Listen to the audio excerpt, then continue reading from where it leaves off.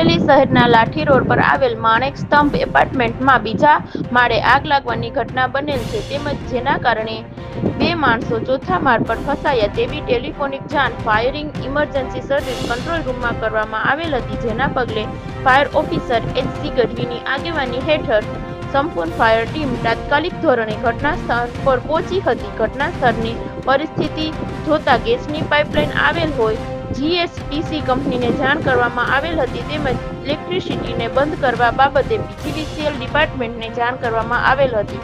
સાથોસાથ traffic management અર્થે police control રૂમમાં જાણ કરવામાં આવેલ હતી, તેમજ જિલ્લા વહીવટી તંત્રના ડિઝાસ્ટર કંટ્રોલ રૂમ ખાતે જાણ કરવામાં આવેલ હતી.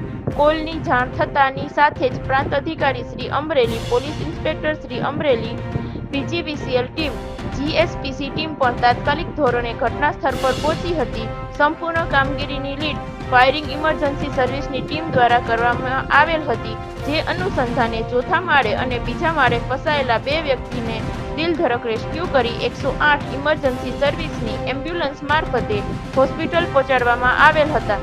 સમગ્ર ઘટનાના અંતે રિજનલ ફાયર ઓફિસર શ્રી તથા પ્રાંત અધિકારી શ્રી દ્વારા આ સંપૂર્ણ ઘટનાને મોકડ્રીલ જાહેર કરવામાં આવેલ હતી. તાજેતરમાં જ રાજકોટના એક રેસિડેન્શિયલ એપાર્ટમેન્ટમાં બનેલી આગની દુર્ઘટનાને ધ્યાનમાં રાખી તથા અવારનવાર સમયે અવારનવાર ફાયર સર્વિસ તેમજ વીકને ધ્યાનમાં રાખી આ મોક એક્સરસાઇઝ હાથ ધરવામાં આવી હતી.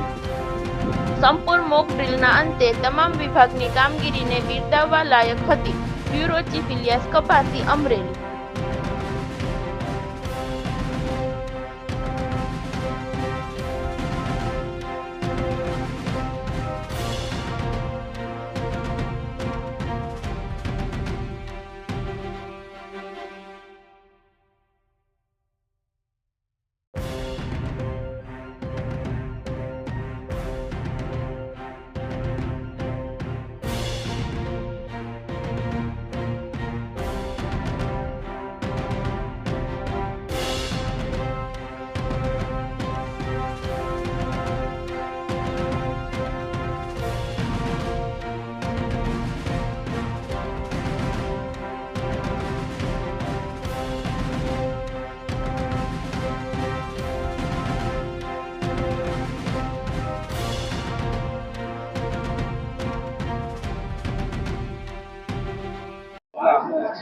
આજરોજ અમરેલી શહેરના લાઠી રોડ પર આવેલ માણેક સ્તંભ એપાર્ટમેન્ટ ખાતે બીજા માળે રેસિડેન્શિયલ ફ્લેટની અંદર આગ લાગવાની દુર્ઘટના ઘટી હતી.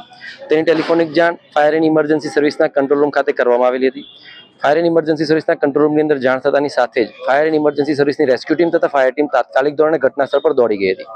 ઘટના સ્થળની જાણ થતાં આ જગ્યા ઉપર ગેસની પાઇપલાઇન હોય છે, ઇલેક્ટ્રિસિટી ચાલુ હોય છે અને ખૂબ જ ટ્રાફિક પણ થતો હોય છે, જેથી કરીને પોલીસ ડિપાર્ટમેન્ટ, પીજીવીસીએલ ડિપાર્ટમેન્ટ અને જીએસપીસી જે ગેસની પાઇપલાઇન હેન્ડલિંગ કરતી હોય છે, આ તમામ ડિપાર્ટમેન્ટને એલર્ટ કરવામાં આવેલા હતા અને ડિઝાસ્ટર કંટ્રોલ રૂમની અંદર પણ જાણ કરવામાં આવી હતી, જેથી કરી અને જિલ્લા વહીવટીતંત્ર તરફથી પ્રાંત અધિકારી સાહેબ શ્રી પણ આ સ્થળ પર ઉપસ્થિત રહ્યા હતા અને તમામ ટીમ પણ ઉપસ્થિત રહી હતી. સંપૂર્ણપણે આ કામગીરી ખતમ કર્યા બાદ પ્રાંત અધિકારી સાહેબ શ્રી દ્વારા આ સંપૂર્ણ ઘટનાને મોકડ્રીલ જાહેર કરવામાં આવેલી છે અને આ મોકડ્રીલની અંદર સફળતાપૂર્વક તમામ વિભાગો દ્વારા કામગીરી પૂર્ણ કરવામાં આવેલી છે.